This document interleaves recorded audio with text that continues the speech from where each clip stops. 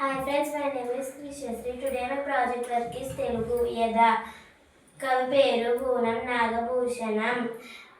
జననం విజయనగరం జిల్లాలోని మేరేగిరి గ్రామంలో 1వ తేదీ 7వ నెల జూలైలో 1938న జన్మించారు.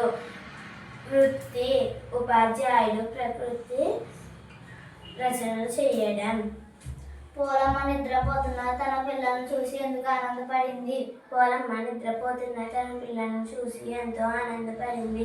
ఎందుకంటే పోలమ్మ బాల్యమంతా పశువులు కాయడానికి తన 7 పిల్లలతో వెళ్ళడం లేదా అమ్మతోనే అయ్య వెనుక కొండ మీదకి వెళ్ళడంతోనే పోలమ్మ బాల్యమంతా అయిపోయింది.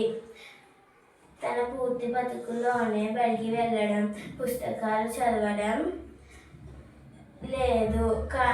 కానీ పోలమ్మ తన 2 పిల్లలు బడిలోనే కాక ఇంటి దగ్గర కూడా దీపం వెలిగించిన తర్వాత పుస్తకాలు చదవడం, నిద్రపోయేటప్పుడు కూడా పుస్తకాలని వదలకుండా దగ్గరే పెట్టుకొని నిద్రపోవడం చూసి పోలమ్మ ఎంతో ఆనందపడింది. Thank you sir.